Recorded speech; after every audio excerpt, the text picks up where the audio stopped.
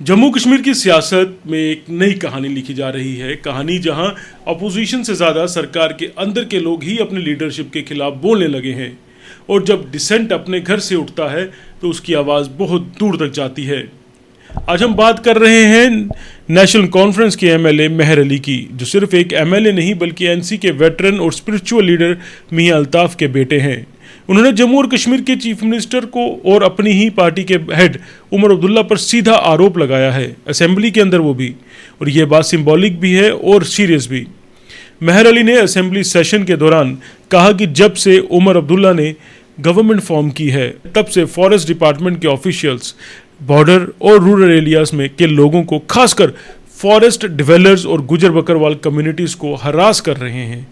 उन्होंने बोला, LG administration के टाइम किसी ने लोगों को तंग नहीं किया, लेकिन आपकी सरकार आते ही हरासमेंट शुरू हो गई है। यह एक ऐसी स्टेटमेंट थी जहां एक एमएलए ने सिर्फ ब्यूरोक्रेसी पर नहीं बल्कि अपने ही चीफ मिनिस्टर के गवर्नेंस स्टाइल पर सवाल उठा दिया। अब यह इंसिडेंट एक आइसोलेटेड कमेंट नहीं है। इसके पहले ही मियां अल्ताफ, जो एनसी के सबसे रिस्पेक्टेड और आइडियोलॉजिकली रूटेड लीडर माने जाते हैं, उन्होंने सीएम उमर अब्दुल्ला को एक पब्लिक एडवाइस दी थी, स्टेटमेंट्स देने से पहले सोचा करो। ये स्टेटमेंट उन्होंने तब दिया जब उमर अब्दुल्ला ने कुछ रिमार्क्स दिए थे जो पॉलिटिकल सर्कल्स में एरोगेंस के रूप में लिए गए। अल्ताफ साहब की वो बात एक नरम वार्निंग थी कि लीडरशिप में पेशेंस और विजन दोनों ज़रूरी होते हैं, लेकिन लगता है पार्टी के अंदर वो बात सुनी नहीं गई। और अब जब अपने ही बेटे मेहर अली असेंबली में खड़े होकर सीएम को चैलेंज करते हैं तो मैसेज बड़ा क्लियर जाता है। पार्टी के अंदर से फ्रस्ट्रेशन और डिस्कनेक्ट बढ़ गया है। मेहर अली का स्टेटमेंट सिर्फ एक गवर्नेंस कंप्लेन नहीं था, ये एक डीपर सेंटिमेंट रिफ्लेक्ट करता है जो एनसी के अंदर क्वाइटली ग्रो कर रहा है कि टॉप लीडरशिप और ग्राउंड कैडर के बीच कम्युनिकेशन का ब्रिज टूट गया है। फॉरेस्ट मिनिस्ट्री का इशू एक बहाना है, असली मुद्दा है अप्रोच का। किस तरह गवर्नमेंट लोगों के साथ बिहेव कर रही है। फॉरेस्ट डिवेलपर्स जो ट्रेडिशनल गुज्जर और बकरवाल कम्युनिटीज़ का हिस्सा हैं, उनके घर तोड़ने, उन्हें एविक्शन नोटिस देने और हरासमेंट की कंप्लेंट्स आजकल बढ़ गई हैं। और जब एक एमएलए के कॉन्स्टिट्यूंसीज में ये सब होता है तो नेचुरली उनका प्रेशर बढ़ता है कि वो असेंबली में आवाज़ उठाएं। लेकिन मेहर अली ने जो कंपैरिजन किया एलजी एडमिनिस्ट्रेशन से, उसने एनसी के लिए एक अनकंफर्टेबल पॉलिटिकल डिबेट खड़ी कर दी है, क्योंकि जब एक इलेक्टेड रिप्रेजेंटेटिव ये कहे कि ब्यूरोक्रेटिक रूल के टाइम लोगों के साथ इंसाफ ज़्यादा था और अब इलेक्टेड गवर्नमेंट के टाइम उन्हें हरासमेंट का सामना करना पड़ रहा है, तो वो सिर्फ एक एडमिनिस्ट्रेटिव कंसर्न नहीं, एक मॉरल इंडाइटमेंट होता है। ये इनडायरेक्टली गवर्नेंस मॉडल पे सवाल उठाता है, क्या इलेक्टेड गवर्नेंस ने लोगों का कॉन्फिडेंस बढ़ाया या कम किया। पॉलिटिकल एनालिस्ट कह रहे हैं कि मेहर अली का ये स्टेटमेंट एक स्पॉन्टेनियस रिएक्शन नहीं था, ये एक कैलकुलेटेड सिग्नल था, एक ऐसा मैसेज जो लीडरशिप को याद दिलाता है कि उनके डिसीजंस का ग्राउंड इम्पैक्ट विजिबल है और उन्होंने अपनी पार्टी के कोर बेस को एलिनेट करना शुरू कर दिया है। एनसी हिस्टोरिकली गुजर बकरवाल, फॉरेस्ट डिवेलपर्स और रूरल पॉपुलेशन के वोट पे टिकती आई है। अगर वही सेक्शन आज अपने एमएलए के जरिए सरकार से खफा नाराज आता है तो ये एनसी के लिए एक लॉन्ग टर्म इलेक्टोरल रिस्क है। इस इंसिडेंट के बाद असेंबली के अंदर साइलेंस टूटा ज़रूर, लेकिन लीडरशिप का रिएक्शन नोटिसेबल था। उमर अब्दुल्ला ने पब्लिकली कोई कमेंट नहीं दिया, लेकिन इनसाइडर्स के हिसाब से उन्होंने पार्टी फ्लोर लीडर से क्लैरिफिकेशन मांगी है और फॉरेस्ट डिपार्टमेंट को अपने एक्सप्लेनेशन देने के लिए बोला गया है। लेकिन ये ब्यूरोक्रेटिक फॉर्मेलिटी से ज़्यादा कुछ नहीं लगता, क्योंकि इशू प्रोसीजरल नहीं पॉलिटिकल है। और अगर हम रिसेंट डेवलपमेंट्स देखें तो ये एक पैटर्न बन रहा है। पिछले कुछ हफ्तों में एनसी के अंदर डिसेंट के केसेस सामने आए हैं। पहले तनवीर सादिक का प्राइवेट मेंबर बिल अपनी ही सरकार ने रिजेक्ट कर दिया, लेकिन वहाँ डिसेंट नहीं है, जिससे सिग्नल गया कि एनसी के अंदर कलेक्टिव डिस्कशन की जगह अब यूनिलेटरल डिसीजन मेकिंग ने ले ली है। उसके बाद अलायंस के अंदर कांग्रेस लीडर्स ने भी एनसी के लीडरशिप पर एरोगेंस और डोमिनेंस का आरोप लगाया। फिर एमपी श्रीनगर आगा रहुल्ला सैयद ने भी ओपनली पार्टी की आइडियोलॉजी और डायरेक्शन पर सवाल उठाए हैं और ये सबके सामने विजिबल है। अब मेहर अली का स्टेटमेंट इस सीरीज का लेटेस्ट एडिशन है। ये एक लेयर्ड स्टोरी है जहां हर लेयर पार्टी के अंदर के डिसकंटेंट को एक्सपोज कर रही है।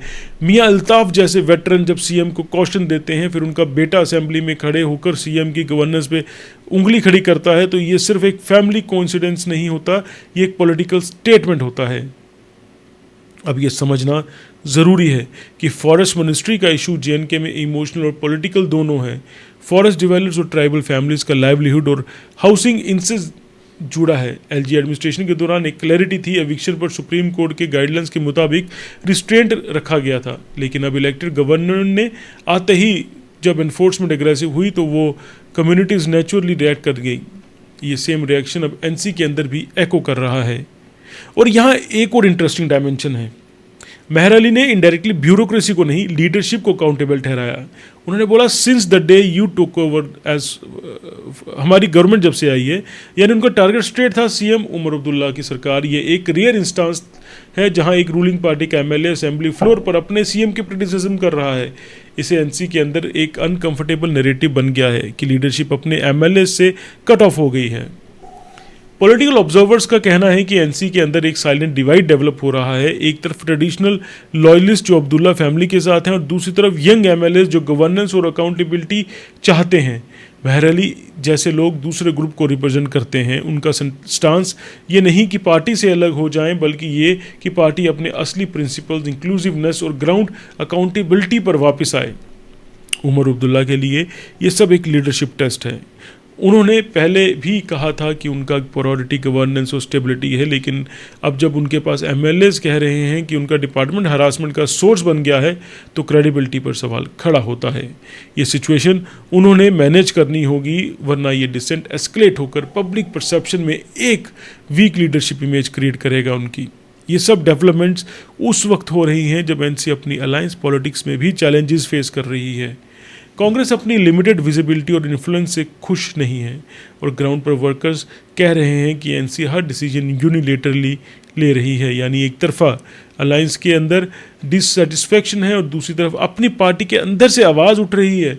ये double pressure CM Omar Abdullah के लिए पॉलिटिकली रिस्की है और अगर हम पब्लिक मूड देखें तो लोग ये सब क्लोजली ऑब्जर्व कर रहे हैं।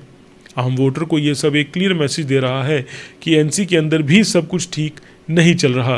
ग्राउंड रिपोर्ट्स के हिसाब से बॉर्डर और फॉरेस्ट एरियाज में लोग कह रहे हैं कि एविक्शन नोटिस और हरासमेंट बढ़ गए हैं। उनका कहना है कि एलजी के दौरान गवर्नेंस न्यूट्रल थी, अब पॉलिटिकल इंटरफेरेंस बढ़ गया है।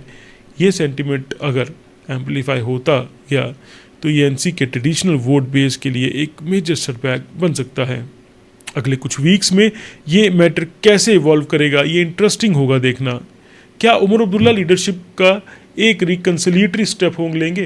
क्या वो मेहर अली जैसे एमएलए से मीटिंग करके उनका ग्रीवियंस एड्रेस करेंगे, या फिर ये डिसेंट भी प्रोसीजरल एक्सक्यूज के अंदर दब जाएगा? ये डिपेंड करेगा कि एनसी अपने अंदर सेल्फ करेक्शन की कैपेसिटी रखती है या नहीं। जम्मू कश्मीर की पॉलिटिक्स हिस्टोरिकली पर्सनैलिटी ड्रिवन रही है, लेकिन आज के युग में पॉलिटिकल अवेयरनेस बढ़ चुकी है। वोटर्स अब सिर्फ स्लोगन्स नहीं, रिजल्ट्स मांग रहे हैं। और जब रूलिंग पार्टी के अंदर से ही गवर्नेंस पर क्वेश्चंस उठते हैं तो वो लोगों के परसेप्शन को डायरेक्ट इफेक्ट करते हैं। आखिर में मेहर अली का ये आउटबर्स्ट एक रिमाइंडर है कि पावर जब सेंट्रलाइज्ड होती है तो डिस्कनेक्ट इनएविटेबल हो जाता है। ये स्टेटमेंट एक सिम्टम है, डिजीज़ नहीं। असली प्रॉब्लम है लीडरशिप और बेस के बीच डायलॉग का टूटना। अगर एनसी का अपनी क्रेडिबिलिटी मेंटेन करनी है तो उन्हें डिसेंट को सप्रेस नहीं समझना होगा, क्योंकि सप्रेशन से शांति नहीं साइलेंस मिलता है और साइलेंस कभी कभी रिबेलियन से भी ज़्यादा डेंजरस होता है।